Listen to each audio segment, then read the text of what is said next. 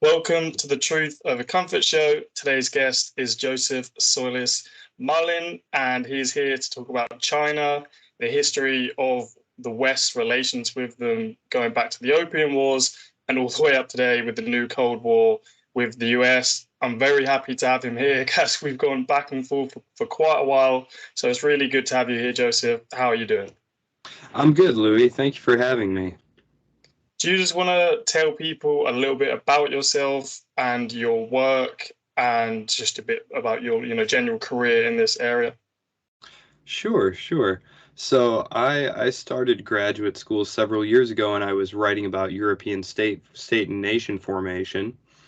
And it just so happened that I wanted to take a break from that, and was going on vacation, and so I grabbed some periodicals, some bestsellers, and I noticed this weird trend. They all seemed to be about how scary China was, and I thought that's weird because all growing up it was, well, they're going to be transforming democratically, exposure to capitalism, responsible stakeholder. Well, I started digging into it, and I found that there was actually a lot of troubling trends to the discourse, into the relationship more broadly. And so I spent some time studying a couple of years, and then I wrote this article for the Mises Institute called "China Won't Be Taking Over the World." And since that time, I've just continued writing and studying about China. And I actually have a book coming out this year with the Libertarian Institute, The Fake China Threat and Its Very Real Danger. That's pretty much it. I'm just starting my I'm a political scientist, economist, and I'm finishing my PhD in history. So that's kind of who I am, what I do. Yeah. Yeah, no, I did see that you mentioned you was writing a book, so I'll look forward to that coming out, and I'll definitely get myself a copy. I read the article; it's great, but obviously, people aren't too familiar with the the history of relations with China. Most people at school are basically just taught about, well, in Britain and probably America, about World War One and World War Two, and Nazis, Germany, maybe the Soviet Union. But what is the history of Western relations with China going back? Because there's obviously a long history going back to the empires in Europe and even America itself in the 1800s. Louis, I think you bring up a great point here. And I was just flipping through a couple of my, quote unquote graduate level historical geopolitical texts last night. And even in those high level texts, China, which has existed as a political cultural entity for thousands of years, doesn't jump into the story until the mid 19th century. And it is this unfortunate habit as sort of appearing as something to be acted upon.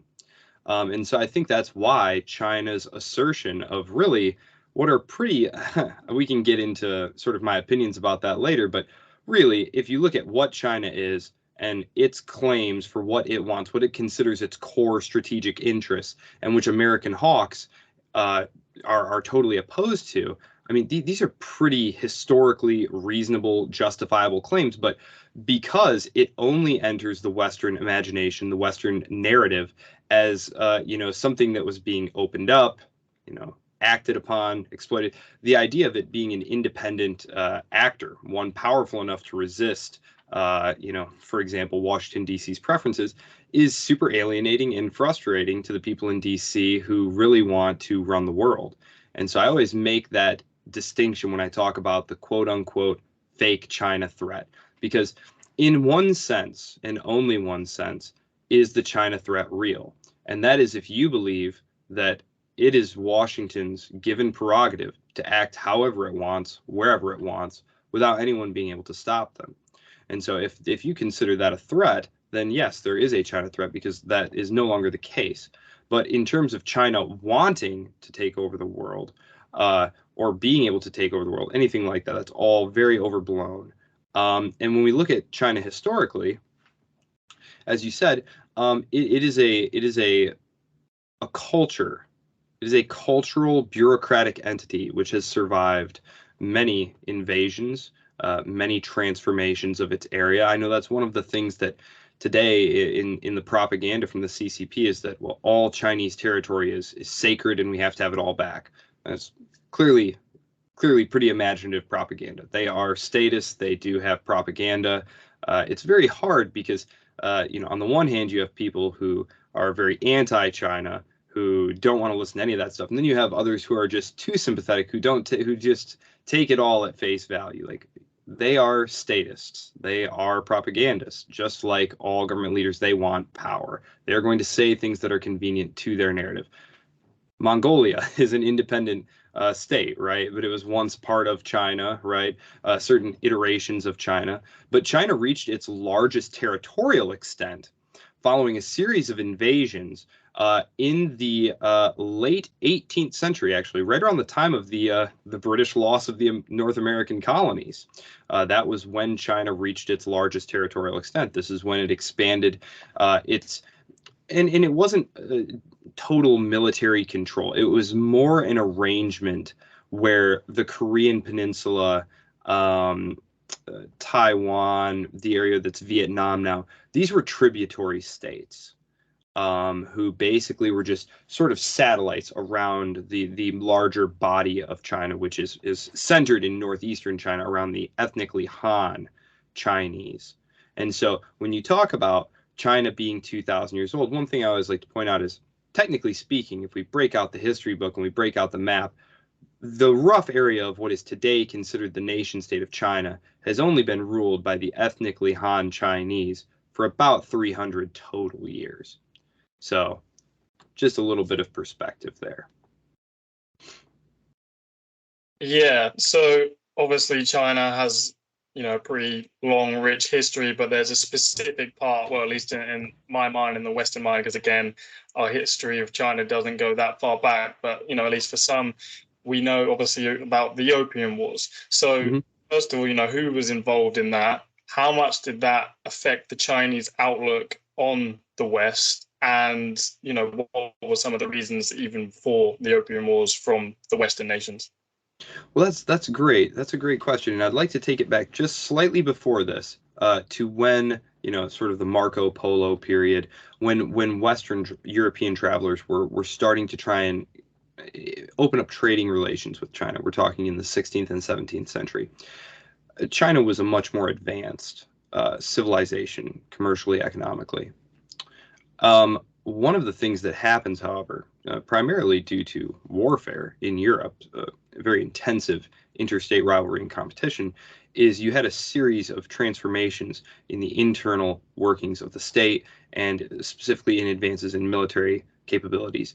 And so when the British show up to China again, which China had essentially entered a period of real stagnation, they had not modernized, and there were a variety of reasons for that.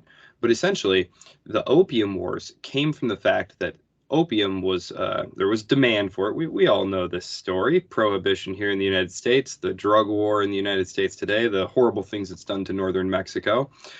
Basically, there was a demand for opium in China, and so British and American traders wanted to sell opium to China. The Chinese imperial government did not want that to happen. However, it was an exceedingly lucrative trade, and so the British, with help from other imperial governments, battered down the doors and forced opium on the Chinese state. One of the great ironies, of course, today, if you follow the American media and their discussions of China, one of the things that's very big is fentanyl, and they act as though the Chinese state is essentially forcing the fentanyl, down the Americans' throats and whatnot. And it just strikes me as just entirely, which of course is completely ridiculous and not true, but it strikes me as highly ironic anyway, that, this is sort of the first real negative interaction between China and the West. Because prior to this, China had had virtually no interest in what the British were doing in India, for example. They had had some territorial tiffs with Russia, but those hadn't really accelerated that terribly at that point. But so the first and second Opium Wars are fought one right after the other. The Americans actually land troops and help them fight. It's usually thought of as a British-French project, but actually in the Second Opium War, American soldiers participated. And actually one of the early China hands was Franklin Delano Roosevelt's grandfather. So this all connects. It's certainly an unfortunate incident. It is understandable within the context of what was going on within the wider globe, but it is important that we understand that this was the beginning of what's referred to in the propaganda and in the Chinese history as the century of humiliations, where China, who had this very long, proud civilizational history, just to give you an example, at the time of the American Revolution, take these statistics for what they're worth, but they come from Western sources. It's projected that China accounted for 40% of the world's gross domestic product. So, I mean, it was hugely commercially powerful, but it was very internally looking. Virtually none of that came from trade. And so, in the same way that American and Western business interests pushed to have China opened in our time, chasing the China market, that was the same dream. It was, if we could just get each of a billion Chinese to buy one, yard of Lancaster cloth, we'd be rich. And that was, in many ways, the myth of the China market is still with us today. So, how true is the story about sort of the British side of where they basically wanted to buy tea? They went to China with all like these goods. They didn't seem to really care about them. They wanted silver or gold. So the British basically was like smuggling opium to, basically use that money to buy tea, because that was sort of, the craze in that era. Everyone's drinking tea in Britain. And then the emperor dumped some of the opium off a ship. How much of that story is true, yeah, or not? Yeah, no, I mean, that is part of the story. Yeah. In the same way that, we could talk about the truth of the story of the Americans dumping the tea. It's true, and it really comes down to a matter of prerogative and perspective. So yeah, that's true.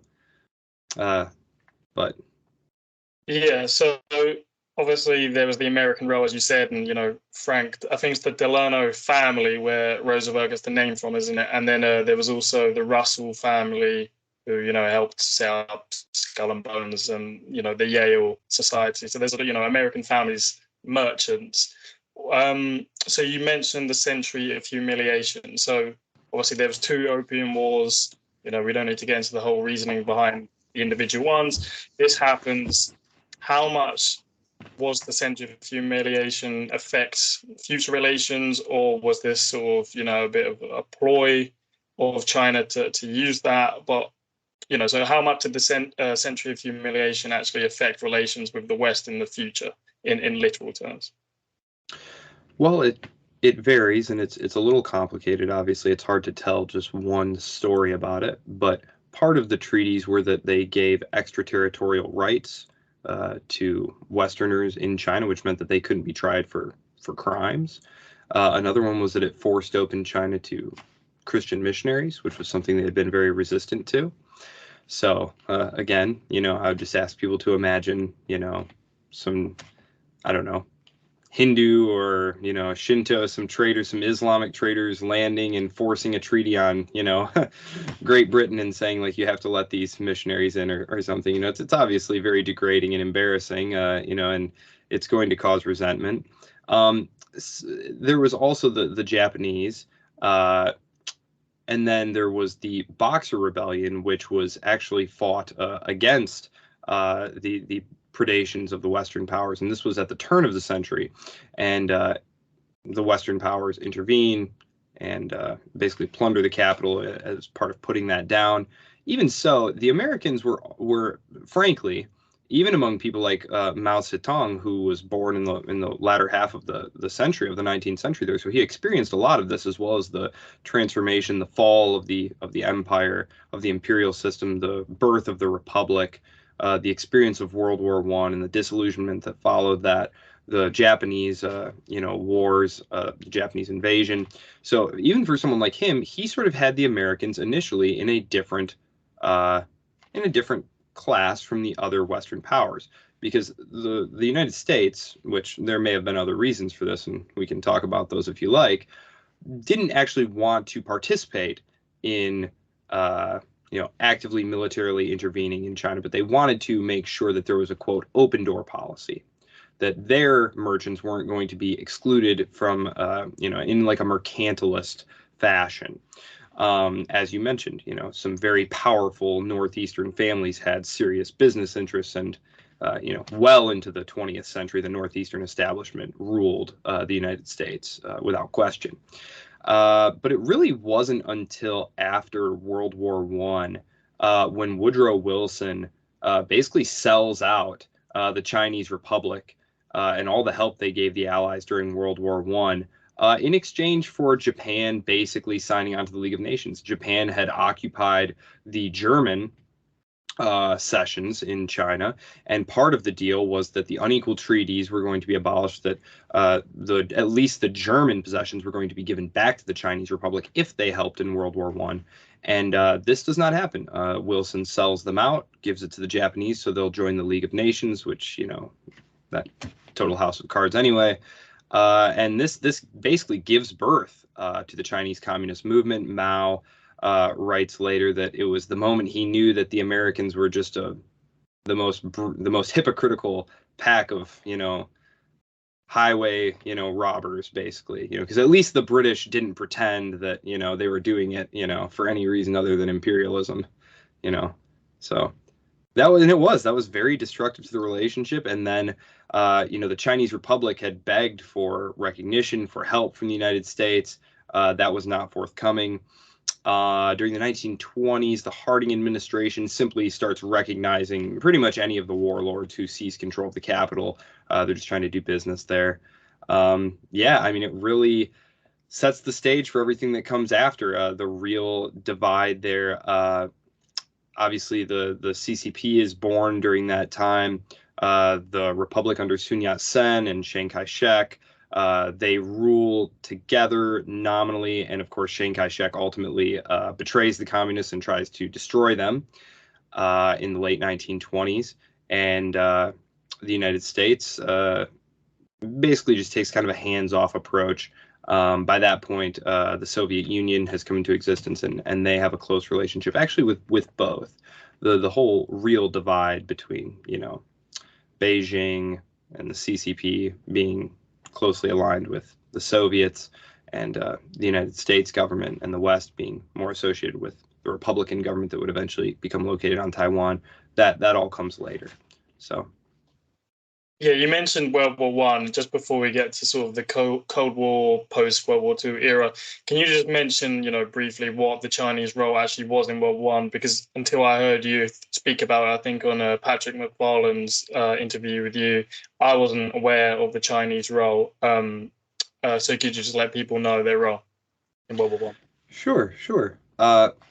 So there was a serious manpower shortage in the West. Obviously, in Europe, millions of men were being slaughtered and maimed and incapacitated. And so the deal was that the Chinese would send hundreds of thousands of men to work the factories, dig the lines, act as, basically hauling things. And, thousands of them died during the conflict. It usually is not brought up at all, but they did. And they did that with the understanding that they would resume control over revenue collection at the ports, which had been ceded to the because here's something that's kind of opaque. And so the reason that the imperial government was still in place following the Opium Wars and everything is because China is huge, and the British and the French and the Germans and all of them, they kind of recognize that we really just want good financial arrangements here, good trading relations here. Things that are beneficial to us. So we just want ports where we can do our business, Hong Kong, Macau, all those places. We want those open and under our control, but it would be very difficult for us to legitimately rule the rest of China, and it would be impossibly hard to keep the various minorities and the various territories in line. So they basically kept the emperor propped up. And so when the empire does finally disintegrate under too many pressures, the Republican government sees the way to regaining regaining their sovereignty as basically a quid pro quo. We will help you in your battle. We're a republic, just like you. You're fighting these empires which, obviously we have to kind of squint and close our eyes there. You have to swallow some some good propaganda there, because obviously it was just a bunch of empires fighting each other. But that was sort of the idea.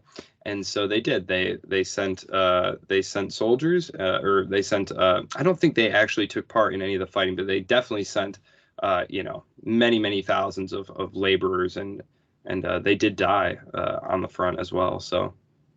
And then, of course, they were betrayed, and that really discredited the whole idea.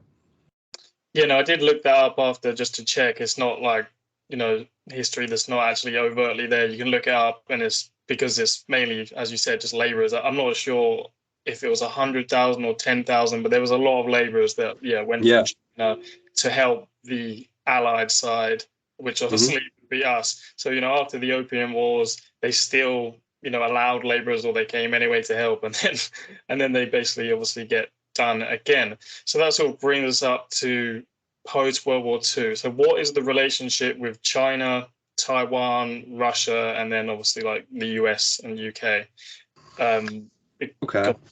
Okay. So, well, we can do it as just China and Taiwan, and then go out, because that's maybe too big of a. Okay. Well, I was thinking, so in the late 1920s, the Republican government tries to kill off the communists. The communists flee. Long March, all that good stuff. People can look that up if they don't know about it. But basically, it's Mao's time in the wilderness. In the meantime, the Japanese decide to invade northern China because they need the resources. Some people consider this the beginning stages of World War II. I don't know what your feelings are on that, but certainly it was a very big move, and ultimately this war just drags on and on. It turns into a massive war between the Japanese and the Chinese Republicans. This goes on basically then all through the 30s, all through World War II. The United States is highly reluctant to get involved, number one. Just on a philosophical level, who was president at the time? Was it Hoover? It was Hoover.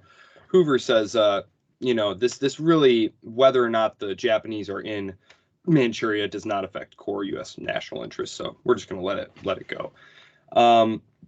Roosevelt feels slightly differently about it, obviously, given his interests. But of course, he's dealing with the Depression.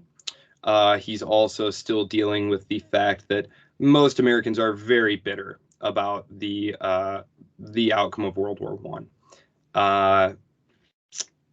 That'll take us way far afield. I won't even get into that. Suffice to say, Roosevelt does view the Japanese encroachments there. We have to remember the United States at the time was also directly administering the Philippines as a colony. And so if you can imagine a map there, the expansion of Imperial Japan was really threatening U.S. possessions in the area. And so basically, though, the U.S., once they enter the war, they take a Europe first approach. So basically, the Chinese Republicans are just slugging it out with the Chinese, and this is just some of the most horrifying combat. Obviously, World War II is terrible anyway, but gosh, if you look up some stuff on the Sino-Japanese War there, I mean, it's 15 years long, and just it's bloody as all get out, full of atrocities on both sides. The U.S. enters the war, finally comes over to the Pacific, island hopping campaigns. The Republican government is completely bankrupt at the end of this thing, obviously. The United States, again, is not entirely sure whether or not they want to prop them up. George Marshall goes over there, finds that Chiang Kai-shek is not really a great administrator. There's, hyperinflation. He's basically a dictator. He's not super well liked. Meanwhile, the CCP, which has been being trained up in the north by the Soviets, basically reinvade the country by this point. And basically in a great sweeping wave down over the course of about 4 years, they basically push the nominally Republican forces off the mainland onto Taiwan, Formosa, which let's see, that had become a part of China in the I don't have my notes in front of me. Yes, I think the 1780s. but then it was taken by Imperial Japan in the late 19th century. And when the war ended, you had a series of agreements that said, okay, and this is important because this was just in Chinese news the other day, where they basically brought up like, hey, remember that agreement? It was the Potsdam Declaration, where they said, listen, all the territories that were occupied by Japan are going to revert to China. And of course, Formosa was listed on there as well. So was Okinawa, which is another different issue, but just to show how this stuff connects to today. So let's see, or not Okinawa, it was a different island. Yeah. So the Diaoyu Islands, or Senkakus. So let's see, the communists take control. Oh, so basically it's a civil war, right? It's a civil war going on. By this point, there's a lot of hysteria in Washington. Who lost China? Big Red Scare going on. It looks like the CCP is going to take over Taiwan. They're going to invade, and basically U.S. strategic planners, very much the same as you hear them talk about today, viewed Taiwan as part of the, quote, first island chain.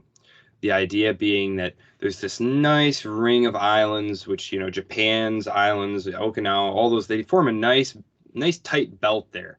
And you wouldn't want to lose this nice big unsinkable aircraft carrier 80 miles off the coast of China.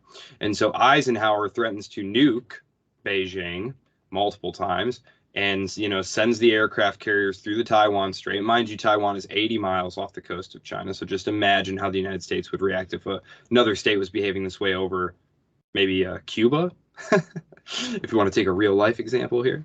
So that was basically the status quo there.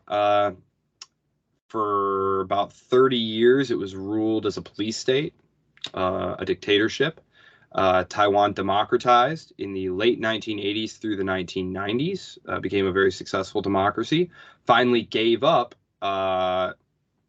officially their policy of military reconquest of the mainland, because of course they both claimed to be the official government of China.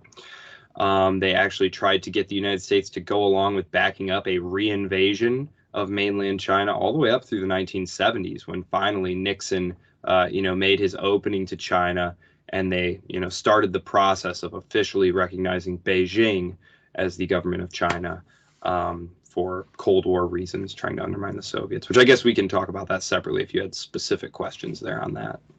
Yeah, no, I'm happy to get to the three communiques, strategic ambiguity, in a minute. But just because you mentioned it, and I'm actually not too familiar with it myself. You mentioned about the US threatening to nuke China over Taiwan. Were these declassified cables we got years later, where they're talking about legit this is an option? So how would this play out basically? Yes. So the experience of Korea had very much soured even very strong hawks like General Douglas MacArthur on the idea of fighting a land war in Asia, a lesson that would be forgotten in the subsequent decade when they plunge into Indochina, Vietnam.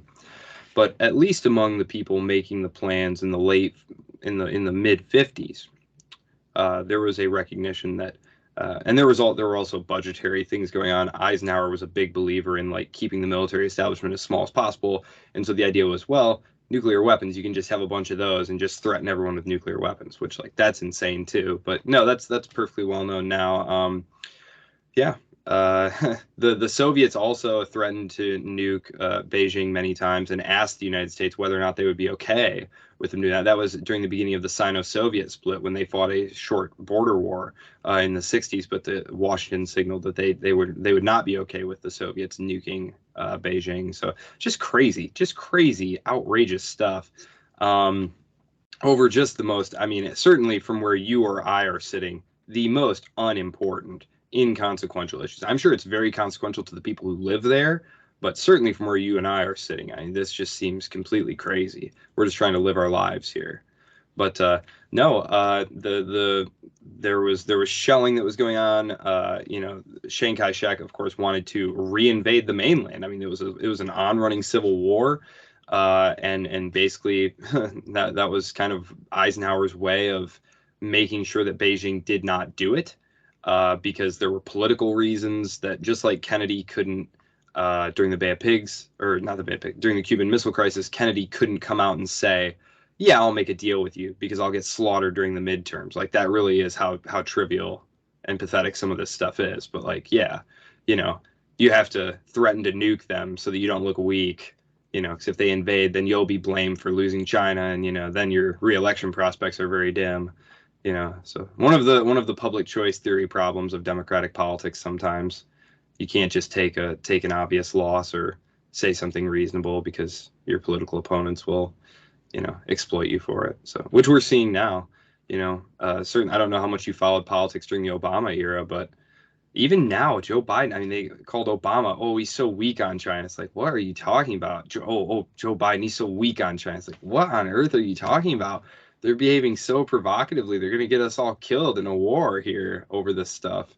But, it's just political opportunism sometimes. And that was arguably one of the ways that the right in the United States revitalized itself, was latching onto anti-communism.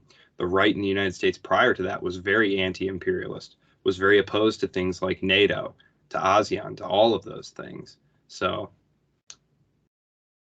yeah, I mean, I was too young during the Obama years, but I mean, I'm following it now, and I mean, it's more. We can get to it later, obviously, with the escalation now with Joe Biden and before against China. I mean, sure, is it just it must just be a strategy to like force their hand, sort of like, I mean, the Trump one was a bit different, called him a Russian agent, and then, he goes harder on Russia, sells weapons to Ukraine, and, all the rest, but that's a different conversation. So I like to move out of the Cold War, just I'm not as familiar with that myself, but with the three communiques, which obviously starts with Henry Kissinger and Nixon going on a secret visit to China to talk about reopening relations, then goes to Jimmy Carter, where he normalizes the relations. Can you just tell people what the three communiques are and what they meant for China, Taiwan, and the US, and who recognized what? Sure. So the three communiques were the product of extended back and forth, because there were certain issues that the United States and Beijing still to this day don't see eye to eye on. But it was considered imperative by the Nixon White House that they break fully the Chinese Communist Party away from the Soviets. Basically, it had been recognized that, this monolithic communist threat is not real. Essentially, that they're highly nationalist.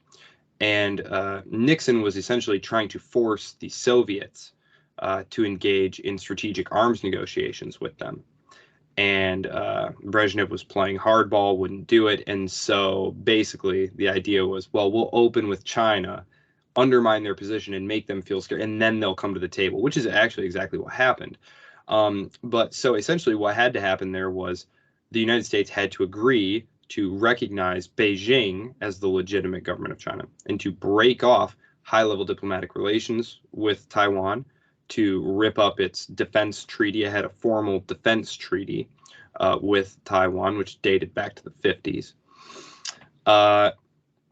Nixon gets knocked out of the White House, though, due to a series of political miscalculations on his part. The Ford administration is very brief and chaotic, and it was a serious change in policy, and there was a lot at stake for both sides, and so it winds up kind of languishing through the latter half of the 1970s until it gets to Jimmy Carter, and even then the domestic pressure was such that Carter adopts the Taiwan Relations Act to form the new base of relations, which almost derails the entire thing, but ultimately they are able to get Beijing to commit to trying the process of peaceful reunification.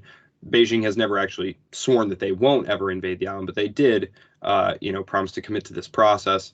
And so basically for the last 30 years you had this policy of what was called strategic ambiguity on the part of the United States, where they did not promise that they would support Taiwan's independence, because a declaration of Taiwan's independence is the literal one thing that Beijing has said would spark an invasion on their part or blockade.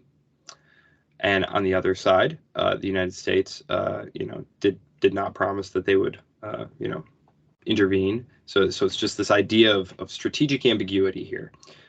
So you keep Beijing guessing, does Beijing, because the idea being, if you fully commit to saying we will intervene in the event of a mainland invasion, well, now you've created a real moral hazard here, because, now the Taiwanese have, the backing that they need, especially at the time when the balance of power was much greater in the other direction. Now it's much more dicey, I think, much more dicey. And in fact, if you read someone like Lyle Goldstein, who used to work at the Naval War College, he says unequivocally, the United States would lose. The United States and Taiwan would lose this fight 99 times out of 100. And even when they quote unquote win one of these war games, I mean, it results in like multiple carriers getting sunk, thousands of guys getting killed. I mean, it's quite high cost stuff. So the policy of strategic ambiguity served very well. The relationship really was built, however, on the idea of undermining the Soviets, keeping the Soviets hemmed in. And if you look at policy planning and you look at even geopolitical strategists in the 1980s in the United States, no one predicted the Soviet Union collapsing. They just kind of had it penciled in just for indefinitely into the future. And when it suddenly crumbles, falls apart, disintegrates, is no more, the big piece of glue for the China relationship was gone.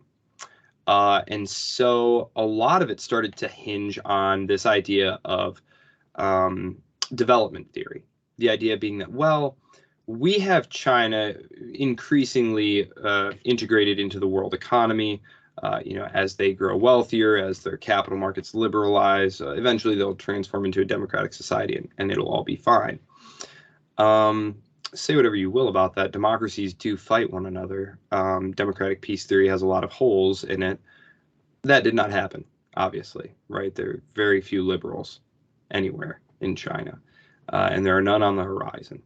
And so now we are faced with this prospect where the United States has real objections to the CCP ruling as they will, essentially. In the mid-2000s, the United States basically floated this kind of idea of like, well, what if we were a G2 and you were kind of the junior partner to us? And the CCP was like, yeah, thanks, but no thanks. And then there was another offer floated under Obama. And at that point, again, it was rejected. And so it was clear that Washington was trying to, in some way, tie China to it in a way that would basically maintain its supremacy. But Chinese foreign policy, going way back to the 50s and 60s, has been based on this idea of multipolarity, that they basically viewed the best, most preferred type of geopolitical arrangement as a multipolar arrangement. Not because again, this idea that China wants to rule the world and stuff like this is clearly projection on the part of the United States. The United States policy is one of, total theater, escalation, total superiority in all areas. China's policies are based on area denial. They want to be able to have their say in their immediate area. And, like I said, if you read the various defense experts now, they say that they've basically achieved that possibility. And in the book, in my forthcoming book, I do take some time to actually spell out what their capabilities are and what a conflict might look like. Yeah, I mean, when you hear US officials and British too, and they're speaking somewhere or they write a piece, they're always talking about the rules-based international order, or if it's Britain, the American-backed order that's been since post-World War II, and they're like China and Russia are not playing along, and they think they can have their own. Literally, I'll try and find it and put it in the show notes on the screen. But he literally basically said they're trying to have their own sphere of influence, meaning like outside of our dominance. So is that why you see the shift? China isn't playing along. Because it was a similar thing, I think, with Russia in 2000. There's this interesting article. I'm not sure if you're familiar with it, but it was actually by the Times, and it's about how the KGB or wherever it was in the 2000s approached MI6 to basically set up a meeting between Tony Blair and Putin. And it's just literally weeks before the elections. And Blair actually goes to see Putin, and he goes to the I think St. Petersburg Theatre, and basically cements him getting in, which is quite ironic. Now, I'll send it to you after, but it's probably BP got a lot of drilling deals in Russia after that. But similar thing may have happened with China. They tried to play ball, it hasn't worked. So, do you think it is basically them seeing, as in the West, the US, the UK, mainly seeing the most ferocious towards Russia and China, that they're basically losing their own influence, and they're basically not willing to let that happen, so they're becoming more irrational, more provocative, creating more alliances, trying to get people on board? Are they the ones? Is there any question China is even trying to push for this Cold War, basically?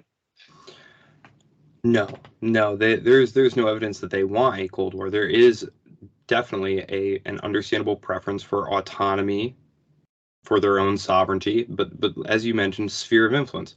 So the U.S. foreign policy establishment, that's not to say the academy generally, there are many who, like myself, reject the idea of unipolarity, the idea that, quote unquote, there are no spheres of influence. That's antiquated thinking. But it's quite clear that one state definitely has a sphere of influence, and that would be the United States.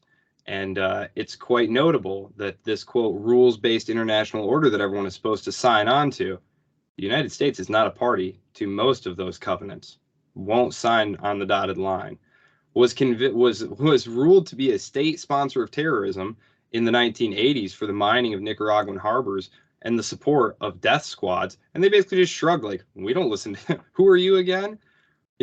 But we're supposed to, but so of course, if you're sitting in Moscow or Beijing, the rules-based international order looks very transparently like a useful rhetorical device, an institutional mechanism for smacking the hand of anyone who doesn't do what you want them to do. And basically, the United States wants to have the security prerogative basically around the globe.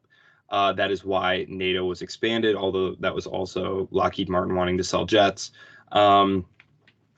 Certainly certain states do want the United States around as a balancer against China, but that does not mean that it is in the interest of the people of the United States to do this stuff, just as in the same way it was in the interest of, various states in the Middle East to pull the United States into conflict there, like the Israeli government.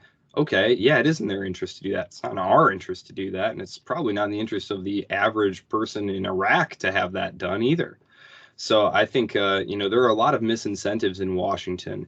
Again, it's really a liberal internationalist, neoconservative dominated environment that basically says the United States underpins this global world order, and that if anyone tries to mess with it, it would just be too dangerous. And so better to just fight them rather than risk something different emerging. I don't think there's any reason to be afraid of what might emerge were the United States to retrench.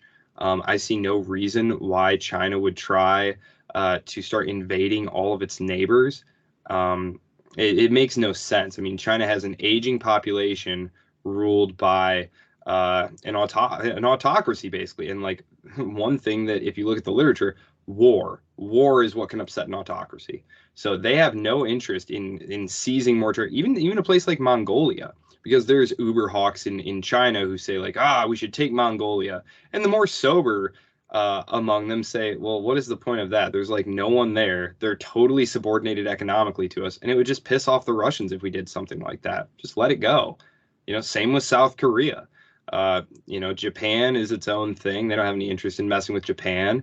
They would like Japan not to have 40,000, U.S. troops there and, U.S. nukes and stuff. But Australia, I think the Australians really need to rethink the line that they're taking here, because the idea that we're like buddies and allies, like I was on an Australian program last year and I told them one thing you need to understand is my government would sacrifice literally all of you. literally every single Australian, if it meant weakening China to a significant degree. Like, they'll fight China to the last Australian, and you are just sitting right there. So be warned. The Philippines, same way. China wants to grow itself. It's still a relatively poor country. I mean, China's so poor comparatively, especially when you move into the inner parts of the country. I mean, it's still a developing nation. They pose no threat to you where you are, me where I am. Yeah, they do spread money and infrastructure around the poorer parts of the world, but I mean, are you kidding me? Do you object to that? Like, the idea that they want to flush money into Pakistan, which they've learned. I don't know if you follow like news in like Pakistan and Afghanistan and stuff, but like the Chinese are finding that they're having the exact same problems the Americans are. People don't want them there. You know, they're constantly coming under attack, getting their infrastructure projects blown up and attacked. Like, that's just what it is. Like, so if they want to flush money, do that stuff, they build hospitals in Africa because they want some resources. I mean, what does the U.S. build there? You know, military bases? I mean, come on. There's just, it's totally ridiculous. And it's bankrupting us just as in the same way it bankrupted the British. So, I mean, we're facing this, you know, debt ceiling question here in the United States now. And, you know, we're $30 trillion in debt. I mean, it's just crazy. And there's no end in sight. And our military budget is now breaking $1 trillion a year when you average everything in. I mean, it's just crazy. So can't continue. Yeah, I mean, the problem with the US, its sphere of influence is the sphere of the whole globe. And, you know, a drone is in the Black Sea and Russia, you know, shoots it down. And they're like, oh, how dare you? And like, I'm like, well, why is it in the Black Sea? There's nothing to do with you. You know, if you want to try and say it's because you was with Romania or Turkey because of NATO, it's definitely not right near Crimea. Or, you know, they think they own the Pacific, you know, just the whole sphere of the globe, they feel they have a right to, and, you know, it's just crazy. And, you know, there's obviously so many provocative actions you could talk about, you know, like AUKUS with obviously Australia and the UK, the exercises and the military bases with the Philippines, and, you know, the ones that have been there since World War II with Japan and, you know, Korea and everything that's going on. But, you know, people are quite aware, you know, probably that, but, you know, have you ever looked too much into some of the propaganda claims about China itself with the Uyghurs and Yeah. the sort of claims with that? I mean, you know, people obviously say about the social credit score. Some people say that's overblown. You know, I haven't looked too much into it myself, so, you know, I'm not going to make a statement about. But what's your thoughts on that? You know, we can start with the Uyghurs because that's like the classic one that, you know, you hear. Yeah, no, I'll be perfectly clear on this. As a classical liberal, one of the last places on earth I would ever want to live is China, right? But I'm not being forced to live in China, right? And so nor are you. And so when I look at it as the question of, well, aren't they just terrible? It's like, look, there's terrible stuff going on all over the globe. Mike Pompeo only talks about the Uyghur genocide because he wants to fight China. Are we supposed to believe that Mike Pompeo, super neoconservative, blow up all the Muslims of the Middle East, suddenly cares about Muslims? No, of course not, right? Does anyone care about all the people dying in Sudan or no, none of that stuff. They care because it's convenient for them to care, because it suits their agenda. As far as genocide goes, I mean, I'm not sure what definition people want to use. You know, I know people who say assimilation is genocide. I feel like that's way too strong. Like, to me, genocide is like the Armenian genocide, you know, where you round up a bunch of ethnic minorities and then you kill them, literally. You know, that's not what's going on. So that is definitely not what's happening. You know, there are definitely camps. There's some amount of re-education going on. The idea that they're sterilizing them and stuff, that was all shown to be nonsense. Which I can send you links to the quote unquote academic who was doing that work, but that's been totally discredited. Yeah, one thing that I will point out is that the Uyghurs were receiving, and this is like, I know this is one of those things where you say it and people look at you like, oh man, you're crazy. That's some conspiracy stuff. Like, no, this is the real life stuff here. If you look at a map and you zoom in real close on it, you can see that there's actually a very, very thin land corridor connecting Afghanistan to Western China. And the Uyghur population, I'm not even joking about this, received regular training throughout the 80s and 90s as part of like volunteering for the Mujahideen, fought in Chechnya, fought in Bosnia, fought in the Middle East, and like brought their terrorism back to Western China.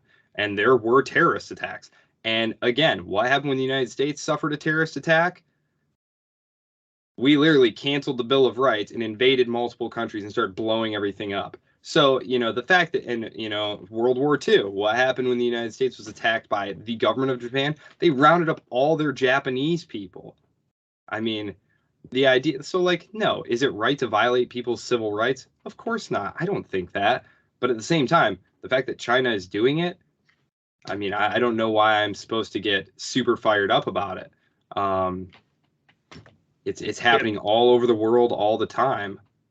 Yeah, the fact that they're Muslim kind of, I mean, if it was another population, ethnic group, maybe, the Americans could get away with it. But the fact is Muslims, and we literally have the whole war on terror that just happened, and the whole Muslim world hate us. And then the very same people come out and say they have sympathy for those Muslims or those specific Muslims in that country that happens to be an enemy state. There's nothing to intertwine that. And, now they happen to come out after COVID and everything, and then they're suddenly promoting the lab leak theory from China, the FBI, Mike Pompeo, again, the same people, using it to their political agenda. Whether it's true or not, that's a whole different conversation. But, right.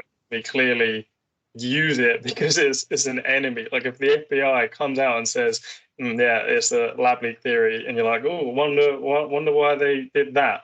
But obviously it's quite clear maybe why the US is obsessed with Taiwan, because it's so close to China. But why is China holding on to it so much? Because as you said, over the centuries, what you called your country once changes all the time.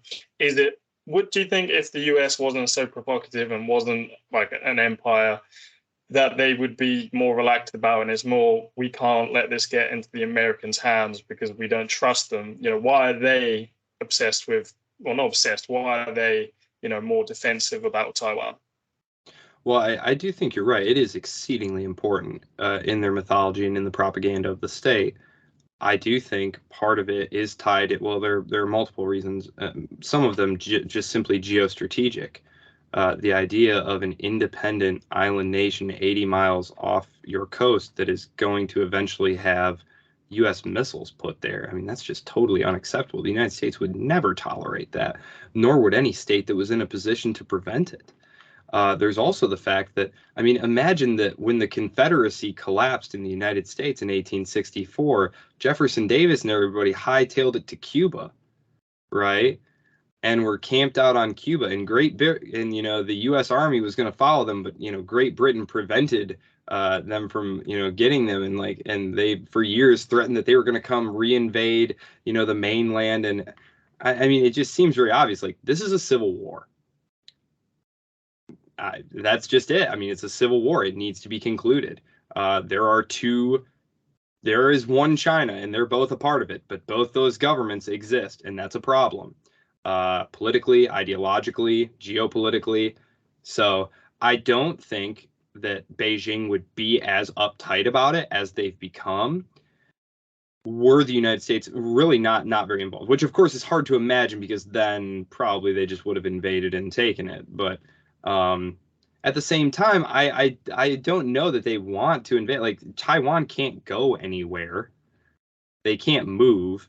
And in the same way that much of the area surrounding the United States just kind of gradually became sucked into its economic sphere, I really feel like it's in the same vein there, in the same category. And of course, we can't talk about Taiwan's politics as being like, oh, we're all pro-independence. At the same time that Kevin McCarthy a couple of weeks ago had the Democratic Progressive Party, here in the United States, the KMT were in Beijing saying like, yeah, listen, we're not about to do independence or anything, don't do anything crazy, we just want things to be the way they are. And, that's where they do a lot of their trading. They're two of each other's biggest trading partners there. One thing that I would point out about the microchips. So the microchips, those are actually a big deal. I had said this a couple of years ago and people kind of smirked, but it's like, no, seriously, these microchips are super important and people would go to war for them. And actually, you can look up Congressman McFall, who's one of just McCall. He's one of the worst hawks on China, but he accidentally said it on Meet the Press the other day. Like, why should we fight for Taiwan? Well, they have microchips. I mean, democracy. No, I mean, but the United States is very coordinatedly now trying to cut off Beijing's access to specific high-grade microchips, and the technology, the lithographic technology needed to make them. And in the same way that the Roosevelt administration was ultimately able to provoke the Imperial Japanese government into a war by cutting them off from literal oil, this is the oil of the digital economy. And while China can make a lot of low-grade chips that go in things like smartphones and different things like that, I mean, we're talking about very specific advanced chips that go into, like, you know, supercomputers, hypersonic missiles. So it's just another one of those areas where, you know, it seems innocuous. You know, you read it in the paper like, oh, Japan's going to put some export sanctions on these things. It's like, this is the stuff that wars are made of. This is how wars get made. So yeah, I think that one of the people you just referred to, I'm not sure, but I've heard an official and an ex-official both say if China did invade Taiwan, they would bomb the semiconductor microchip factories, and they would not let them get their hands on it. I mean, they literally said it on TV. You know, this ally of ours, if they get invaded, we will bomb them ourselves. Bomb them. I know. So that geopolitically it'd be a disaster if China took Taiwan. Number two, it goes to your point of the chips. 90% of our the small 5 nanometer and less chips, silicon chips, are made by TSMC in Taiwan. And if China has not been able to replicate that industry, unlike many other industries that they've been able to replicate in their own country, if they got control of those TSMC factories and research facilities, they'd be the new OPEC of silicon chips and control the world economy. Now, let's face it, that's never going to happen. I mean, the United States and its allies are never going to let those factories fall into Chinese hands, even if there was a successful invasion of Taiwan. I mean, you're looking at something similar to what happened with the French fleet when Vichy France surrendered to Germany. The Brits didn't allow the French fleet to remain intact so that it could have potentially gone to the Germans and changed the balance of power in the battle for the Atlantic. So they bombed that fleet. That fleet was destroyed, and it was like Churchill walked into the House of Commons. He was a Francophile with tears streaming down his face because it was the hardest decision he made in the war. And yet he was greeted by unanimous applause as he entered the House because they understood how important that was to the future of Great Britain and the ability to continue the struggle against Nazi Germany. And again, I think you'd have a very similar situation here. I don't think TSMC factories, research facilities, things of that nature fall into the Chinese hands, even if they were somehow successful in the invasion. They would be gone, is what you're saying. They would be gone if the Chinese successfully took Taiwan. Those facilities and production capacity would be gone. Is that what I'm hearing you say? I can't imagine they'd be intact. That's fascinating. This gets back to sort of using deterrence, and how does the chip sort of policies that the U.S. adopts create a deterrence? Well, I mean, this is one of the interesting ideas that's floated out there for deterrence is just making it very clear to the Chinese that if you invade Taiwan, we're going to blow up TSMC. I just throw that out not because that's necessarily the best strategy, but because it's an example of debate that's out there. And of course, the Taiwanese really don't like this idea, right?